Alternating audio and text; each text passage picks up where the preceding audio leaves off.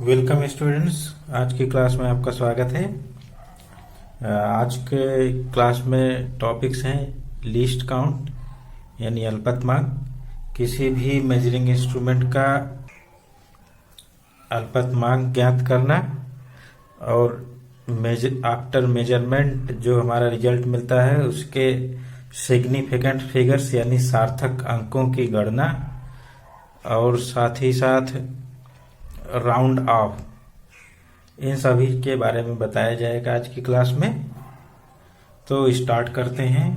सबसे पहले हम मेजरिंग इंस्ट्रूमेंट यानी मापक यंत्र के बारे में जानेंगे। हमारा मेजरिंग इंस्ट्रूमेंट मापक यंत्र, उसमें मेजर करने के लिए स्केल्स बने होते हैं। जो हमारे स्केल्स यानी खाने बने होते हैं वो पैमाना कहलाता है। स्टूडेंट्स, कुछ इंस्ट्रूमेंट्स में, मेजरिंग इंस्ट्रूमेंट्स में एक ही स्केल होता है जो कि मुख्य स्केल या स्केल ही कहलाता है। उसमें इस स्केल की मदद से, एक ही स्केल की मदद से, जैसे हमारा पटरी है तो पटरी में उसकी मदद से हम मेजर कर सकते हैं। इसके अलावा कुछ इंस्ट्रूमेंट्स ऐसे होते हैं जिसमें कई स्केल्स होते हैं। तो ये स्केल्स इस प्रकार हैं। स्केल, उसमें जो स्केल्स बने होते हैं, एक होता है मेन स्केल, मुख्य पैमाना उस मेजरिंग इंस्ट्रूमेंट का। फिर दूसरा उसमें वर्नियर पैमाना यानी वर्नियर स्केल बना होता है। आइए देखें ये कैसे होते हैं। ये इंस्ट्रूमेंट है वर्नियर कैलिपर्स। वर्नियर कैलिपर्स में हमारे पास मेन स्केल ये है। मेन स्केल लगभग 12 सेंटीमीटर का है, इसमें दिया हुआ है। तो 12 सेंटीमीटर की एक जो पटरी होती है वो यहाँ वर्नियर कैलिपर्स में मेन स्केल हो गया, मुख्य पैमाना। और इस मुख्य पैमाने के ऊपर एक मूविंग अरेंजमेंट है, यहाँ देख सकते हैं। ये मूविंग अरेंजमेंट इसके ऊपर चलता है। तो यहाँ पर हमारे यहाँ पर 10 खाने बने होते हैं छोटे छोटे, ये कहलाते हैं वर्नियर स्केल। तो वर्नियर कैलिपर्स में हमारा मेन स्केल एक पटरी हो गया और वर्नियर स्केल, यहाँ पर जो 10 खाने बने हैं ये मूविंग अरेंजमेंट पर, ये कहलाता है वर्नियर स्केल। तो इस तरह से वर्नियर कैलिपर्स में हमारा मेन स्केल और वर्नियर स्केल इस तरह से बने हैं। ये हमारा स्क्रू गेज है। स्क्रू गेज में भी 2 स्केल होते हैं। एक ये स्केल है जो कि मेन स्केल कहलाता है। ये सिंपल पटरी का ही स्केल होता है, एमएम में खाने बने होते हैं। तो इन खानों के ऊपर ये सर्कुलर अरेंजमेंट बनाया गया है। तो ये जो सर्कल है इसमें लगभग 100 खाने या 50 खाने, रिकॉर्डिंग वर्नियर कैलिपर्स, यहाँ पर 100 खाने बने हुए हैं। तो ये 100 खाने जो बने हुए हैं ये सर्कुलर स्केल यानी वर्नियर पैमाने कहलाते हैं, वर्नियर स्केल। और हमारा जो ये स्केल बना हुआ है ये मुख्य पैमाना यानी मेन स्केल कहलाता है। तो ये वर्नियर कैलिपर्स में 2 स्केल्स हो गए, मेन स्केल और इसके ऊपर सर्कुलर राउंड करते हुए हमारा सर्कुलर स्केल। नेक्स्ट इंस्ट्रूमेंट है स्फेरोमीटर। स्फेरोमीटर की सहायता से किसी भी गोलीय तल की रेडियस ऑफ कर्वेचर यानी वक्रता त्रिज्या नापी जाती है। तो उसमें देखेंगे हम, ये हमारा मेन स्केल हो गया, ये पटरी के जैसे है, जैसे खाने होते हैं। तो इसमें लगभग 0, 5, 10, 15 ये एमएम में खाने दिए हुए हैं। तो इस तरह से हमारा जो मेन स्केल होता है ये पटरी ही है, सिंपली एमएम में खाने दिए हुए हैं। और दूसरा स्केल है ये जो सर्कुलर स्केल है, ये डिस्क पर। तो सर्कुलर स्केल है, इसमें 100 डिविजन्स हैं, 0, 10 से लेके 90, 100। तो टोटल 100 खाने हैं। तो ये वर्नियर स्केल हो गया। और हमारा जो ये वाला स्केल है ये मेन स्केल हो गया। मेन स्केल के एक खाना जो सबसे छोटा खाना है उसके करस्पॉन्डिंग हमें यहाँ 100 खाने मिल गए। यही हमारा स्फेरोमीटर है। अब हम आते हैं least count of measuring instrument, यानी अल्पतमांक, मापक यंत्रों का अल्पतमांक लीस्ट काउंट। अल्पतमांक मापक यंत्रों का वह माप होता है जो हम उस मापक यंत्र से न्यूनतम माप सकें, यानी किसी भी मेजरिंग इंस्ट्रूमेंट्स द्वारा नापी गई स्मॉलेस्ट वैल्यू यानी सबसे कम मान ही अल्पतमांक कहलाता है। किसी भी इंस्ट्रूमेंट के द्वारा नापी गई सबसे छोटी वैल्यू या छोटा मान ही उस मापक यंत्र का अल्पतमांक कहलाता है। इसको कैलकुलेट करने के लिए फार्मूले का यूज करेंगे least count LC। Least count होता है value of one smallest division at main scale, यानी मुख्य पैमाने पर एक छोटे खाने का मान, जो छोटा खाना होगा उसकी वैल्यू यहां रखेंगे ऊपर, और फिर डिवीजन में total number of divisions at vernier scale. Vernier scale पर टोटल खानों की संख्या लिख देंगे, यानी वर्नियर पैमाने पर कुल खानों की संख्या नीचे लिख देंगे। तो इस तरह से हम अल्पतमांक निकाल पाएंगे। मेन स्केल पर जो हमारा स्मॉलेस्ट डिवीजन है उसकी वैल्यू यहां लिख लेंगे और उस वैल्यू को रख के वर्नियर पैमाने पर टोटल खानों की संख्या से डिवाइड कर देंगे। हमारा उस मेजरिंग इंस्ट्रूमेंट का लीस्ट काउंट कैलकुलेट हो जाएगा।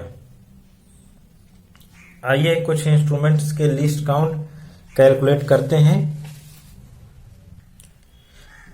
सिंपली हम देखेंगे, अगर हमारे पास स्केल है तो स्केल में हम जानते हैं एक जो बड़ा खाना होता है वो 1 सेंटीमीटर का होता है, और फिर जो सेंटीमीटर स्केल में होते हैं वो 1 सेंटीमीटर के करस्पॉन्डिंग 10 खाने होते हैं। तो जो स्मॉलेस्ट डिवीजन है उसकी वैल्यू 1 mm होती है। तो इस तरह से लीस्ट काउंट ऑफ स्केल, जो हमारा स्केल होता है उसका लीस्ट काउंट 1 mm या 0.1 सेंटीमीटर होता है। ये हमारे जो मेजरिंग स्केल है पटरी, उसका अल्पतमांक या लीस्ट काउंट होता है। 1 mm से कम हम उससे मेजर नहीं कर सकते, वो उसकी लिमिट है। अब आते हैं वर्नियर कैलिपर्स का अल्पतमांक, least count of vernier calipers. ये हमारा मेजरिंग इंस्ट्रूमेंट है, इसका लीस्ट काउंट कैलकुलेट करेंगे। हम जानते हैं कि वर्नियर कैलिपर्स में मेन स्केल एक पटरी ही होता है, तो इसका जो पटरी पर स्मॉलेस्ट डिवीजन होता है उसकी वैल्यू, लीस्ट काउंट कैलकुलेट करेंगे। स्मॉलेस्ट डिवीजन, इस पे 1 स्मॉलेस्ट डिवीजन जो है सबसे छोटा खाना, उसकी वैल्यू पटरी पर जो अभी बताया हमने 0.1 सेंटीमीटर, यानी 1 mm सबसे छोटा खाना हो गया। तो हमने उसकी वैल्यू लिख दी है 0.01 सेंटीमीटर। और वर्नियर पैमाने पर कुल खानों की संख्या, total number of division at vernier scale, ये हमारा वर्नियर स्केल है। इस पे कुल 10 खाने होते हैं, तो 10 से डिवाइड कर देंगे 0.01 सेंटीमीटर। ये हमारे वर्नियर कैलिपर्स का अल्पतमांक यानी लीस्ट काउंट आ गया। तो वर्नियर कैलिपर्स का लीस्ट काउंट 0.01 सेंटीमीटर होता है। कि कैसे आया, हमारे पास ये मेन स्केल है, मेन स्केल पर 1 स्मॉलेस्ट डिवीजन 1 mm यानी 0.1 सेंटीमीटर इसकी वैल्यू होती है। और नीचे केवल संख्या लिखनी है, वर्नियर पैमाने पर कुल खानों की संख्या 10 खाने हैं हमारा, तो हमने 10 खाने लिख दिए और इससे डिवाइड करेंगे और हमारा लीस्ट काउंट यानी अल्पतमांक कैलकुलेट हो जाएगा। फिर आते हैं screw gauge, least count of screw gauge. Screw gauge में मुख्य पैमाना सिंपली एक स्केल ही है, तो स्केल में हम जानते हैं 1 mm से नीचे नहीं पढ़ सकते हैं, तो 0.01 सेंटीमीटर, ये स्मॉलेस्ट डिवीजन की वैल्यू हो गई, सेंटीमीटर में लिखेंगे। और total number of division at vernier scale यानी सर्कुलर पैमाने पर कुल खानों की संख्या 100 है। तो हमारा लीस्ट काउंट कैलकुलेट हो गया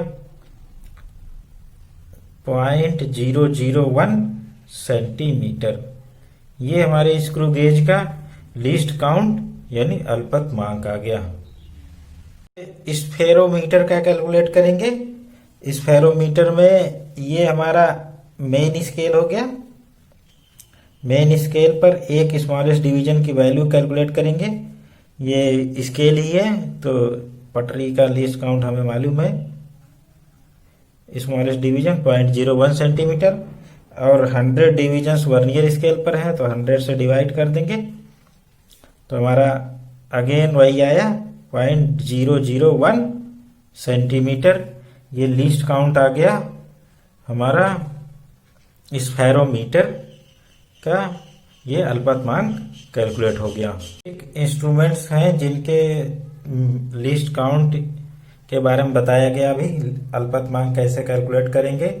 ये बेसिक मेजरिंग इंस्ट्रूमेंट्स, इनका अल्पतमांक बस हमें क्या करना है, smallest division at main scale, मुख्य पैमाना फाइंड करेंगे, उस पर स्मॉलेस्ट डिवीजन लिखें, उसकी वैल्यू लिख देंगे, सेंटीमीटर मीटर जिसमें भी आवे। फिर इसके बाद टोटल नंबर ऑफ डिवीजन, यहाँ नीचे नंबर्स कोई नंबर रहेगा जो total number of division at vernier scale, vernier पैमाने पर कुल खानों की संख्या से डिवाइड कर देंगे तो हमारा किसी भी मेजरिंग इंस्ट्रूमेंट का लीस्ट काउंट आसानी से कैलकुलेट हो जाएगा। का सेकंड टॉपिक हम डिस्कस करेंगे अब सिग्निफिकेंट फिगर्स यानी सार्थक अंक। सार्थक अंक किसी भी मेजरमेंट में हमें मेजरमेंट को कंप्लीटली रिप्रेजेंट करने के लिए सार्थक अंकों की आवश्यकता होती है, यानी किसी भी मेजरमेंट को जो कंप्लीटली रिप्रेजेंट करे अंक, वही सिग्निफिकेंट फिगर यानी सार्थक अंक कहलाता है। हम जब भी मेजरमेंट करेंगे तो हमारा मेजरमेंट में जितने भी नंबर्स होंगे वो सार्थक अंक कहलाएंगे, जो कि उस मेजरमेंट को कंप्लीटली रिप्रेजेंट करेंगे। सार्थक अंकों यानी सिग्निफिकेंट फिगर्स के रूल्स हैं, बेसिकली 3 रूल हैं, इनके बारे में देखेंगे। पहला रूल है फॉर नॉन डेसिमल नंबर्स, यानी ऐसी संख्याएं जिसमें दशमलव का प्रयोग नहीं किया गया है, यानी उन संख्याओं जिसमें दशमलव नहीं होता उनके लिए सार्थक अंक पहचानने के नियम है। संख्या इंटीजर है यानी पूर्णांक है तो संख्या के दाईं तरफ के सभी शून्य सार्थक अंक नहीं होते, यानी संख्या के दाहिनी तरफ के सभी शून्य हटा दिए जाते हैं और इसके बाद अंकों को गिन लेते हैं, वो अंकों की संख्या सार्थक अंक कहलाता है। फिर से देखेंगे, यदि संख्या में दशमलव नहीं है यानी संख्या पूर्णांक इंटीजर है तो संख्या के दाहिनी तरफ के सभी शून्य सार्थक अंक नहीं होते, बाकी अंक सार्थक अंक होते हैं। जैसे 100 है, मेजरमेंट का रिजल्ट 100 मिला तो इसमें दाहिनी तरफ के सभी शून्य सार्थक अंक नहीं होते, इनको हटा दिया हमने, 2 0 हट गए तो एक ही सार्थक अंक हमें मिला 101। तो इसमें सभी अंक कैलकुलेट किए जाएंगे, दाहिनी तरफ कोई 0 नहीं है, उसको हटाने की जरूरत नहीं, 1 0 0 तो 4 डिजिट्स हो गए, ये सार्थक अंक हो गए। फिर 1 0 2 1 2 0 1 4 0 0 तो ये 0 0 दाहिनी तरफ है तो इसको हमने हटा दिया और अंकों की संख्या, सार्थक अंकों की संख्या 5। जब भी हमें इंटीजर मिलेगा हमें देखना है जितने भी 0 हैं लास्ट में उनको हटाने पड़ेंगे, फिर जहां से नॉन 0 अंक शुरू होगा वहां से कैलकुलेशन शुरू करेंगे और हमारे यहाँ 6 सिग्निफिकेंट फिगर्स यानी सार्थक अंकों की संख्या 6 मिल गई। अब आते हैं दूसरा नियम फॉर डेसिमल नंबर्स, यानी संख्या में दशमलव है। पहला रूल इंटीजर्स के लिए था, ये रूल डेसिमल यानी किसी संख्या में दशमलव है तो दशमलव के बाद के भी शून्य सार्थक अंक होते हैं। यानी दशमलव वाली संख्या में कोई भी अंक छोड़ना नहीं है हमें, चाहे जीरो हो चाहे नॉन जीरो, सभी सार्थक अंक होते हैं। जैसे ये है 30.00, तो इसमें सभी शून्य सार्थक अंक होंगे। तो 4 डिजिट्स यहाँ हो गए सिग्निफिकेंट फिगर। इस वाली संख्या में कैलकुलेट करेंगे। हमारी इस वाली संख्या में हम देखेंगे सार्थक अंकों की संख्या, सभी अंक गिन लेंगे 7। और यहाँ भी देख लेंगे, यहाँ भी जो भी जीरो है उसको इंक्लूड करेंगे और हमारे सार्थक अंकों की संख्या 6 हो गई। तो यानी डेसिमल नंबर में हमें जीरो को भी इंक्लूड करके, हमेशा दशमलव वाली संख्या में जीरो को इंक्लूड करके सार्थक अंकों की संख्या बतानी होगी, वो भी सिग्निफिकेंट फिगर्स होते हैं। और फिर आते हैं नंबर लेस देन 1। अगर संख्या में दशमलव है यानी इंटीजर नहीं है और नंबर 1 से लेस देन है, 0 to 1 के बीच में है, यानी संख्या 0 से 1 के बीच में है, तो हम उसके लिए सिग्निफिकेंट फिगर्स कैलकुलेट करने के लिए जो हमारे लेफ्ट में जीरोज होते हैं उनको छोड़ देंगे, जहां से नॉन जीरो शुरू होगा वहां से कैलकुलेट करना शुरू करेंगे। यानी यदि संख्या 1 से छोटी है तो दशमलव के तुरंत बाद के सभी शून्य सार्थक अंक नहीं होते। ये नियम ऐसी संख्याओं के लिए है जो 0 से 1 के बीच में है। यदि ऐसी संख्या है तो दशमलव के तुरंत के बाद के सभी शून्य सार्थक अंक नहीं होते, उनको हटा देंगे कैलकुलेट करने के लिए। यहां से हम इन दोनों शून्य को छोड़ देंगे, यहां से कैलकुलेट करेंगे 1 2 3 4 सार्थक अंक हो गए। यहाँ ऐसी संख्या है, इसमें कोई भी जीरो हटाने की जरूरत नहीं है, यहीं से कैलकुलेट करेंगे 1 2 3 4 5 6 हो गया। और यहाँ पर हमें ये हमारे जहां तक जीरो जा रहे हैं 4 जीरो हैं, तो इनको हटा देंगे। फिर इस तरह से हमारी सार्थक अंकों की संख्या 4 आ गई। तो इस तरह से ये सार्थक अंक यानी सिग्निफिकेंट फिगर्स कैलकुलेट करने के हमारे पास ये मेथड्स हो गए। 3 मेथड्स हैं। पहला मेथड हमारा इंटीजर्स के लिए है, दूसरा डेसिमल नंबर्स के लिए है, तीसरा ऐसी संख्याएं जो लेस देन 1 है उनके लिए है। तो इन सभी नियमों की सहायता से हम हमारा सिग्निफिकेंट फिगर्स यानी सार्थक अंकों की संख्या कैलकुलेट करेंगे। राउंडिंग ऑफ, हमें जब भी कोई भी मेजरमेंट का रिजल्ट मिल जाएगा तो उसको कभी कभी राउंड ऑफ करना पड़ता है। तो राउंड ऑफ करने के लिए हम कुछ नियमों का पालन करेंगे। किसी भी संख्या को राउंडिंग ऑफ का मतलब है उसके लास्ट वाले अंक को छोड़ना। लास्ट वाले अंक को छोड़ने के लिए कुछ नियम हैं, वो नियम इस प्रकार हैं। हम कोई भी संख्या लेंगे, उसकी राउंडिंग ऑफ करने के लिए हम लास्ट वाला अंक छोड़ेंगे। तो उसको छोड़ने के लिए पहला नियम है, यदि लास्ट वाला अंक 5 से अधिक है, यदि हमारा लास्ट वाला अंक 5 से अधिक है, जैसे संख्या है 6.547, तो इसमें 7 जो लास्ट वाला अंक है वो 5 से ग्रेटर देन है। तो इसमें 7 को छोड़ने के लिए हम क्या करेंगे, जो हमारा सेकंड डिजिट है इसमें हम 1 की ऐड कर देंगे, 1 ऐड कर देंगे, तो ये संख्या हो गई 6.55। तो हम 7 को छोड़ने के लिए हम 4 को 5 बना देंगे, 6.55। ये तभी पॉसिबल है जब हमारी लास्ट वाली अंक 5 से ग्रेटर है, ग्रेटर देन 5 हो, तो हम ये ऑलवेज लिख पाएंगे। अगर 5 से कम है, हमारा लास्ट वाला अंक 5 से कम है, तो उसको हम यूं ही छोड़ देते हैं और हमारी संख्या रिमेन्स अनचेंज है। जैसे 6.14, 4 को राउंड ऑफ करने के लिए हम क्या करेंगे, 6.1 लिख देंगे। ये संख्या हमारी राउंड ऑफ हो जाएगी। फिर अगर हमारी लास्ट वाले अंक 5 के बराबर है, यानी 5 ही है, यानी हम जिसको राउंड ऑफ करना चाहते हैं वो 5 है, तो इस केस में इसके पहले वाला अंक देखेंगे। अगर इसके पहले वाला अंक इवन है तो जो हमारा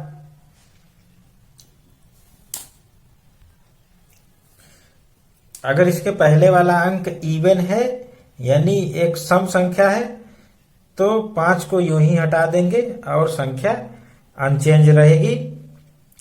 अगर हमारा 5 के पहले वाली संख्या ऑड है तो हम उसमें 1 और ऐड कर देंगे और फिर वो इवन हो जाएगा।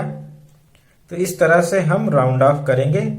जैसे हमारे पास 6.25 है, तो इसमें लास्ट वाली संख्या 5 के बराबर है, तो ये नियम अप्लाई होगा।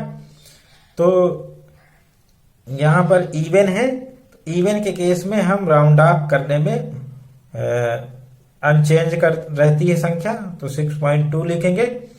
और ऑड के केस में राउंड ऑफ करने के लिए हम 6.75 है यहाँ, तो ये नियम अप्लाई होगा और 7 को 8 कर देंगे क्योंकि ये ऑड संख्या है 7, तो 6.8 हो गई। यानी इवन है अगर हमारा लास्ट सेकंड डिजिट, तो राउंड ऑफ करने में हम कुछ नहीं करेंगे, अनचेंज रहेगी संख्या। अगर ऑड है तो लास्ट सेकंड वाला हम चेंज करेंगे और ऐड कर देंगे 1, तो हमारी ये राउंड ऑफ हो जाएगा। तो इस तरह से राउंड ऑफ करते हैं हम इन नियमों की सहायता से। तो दोस्तों आज की क्लास में इतना ही।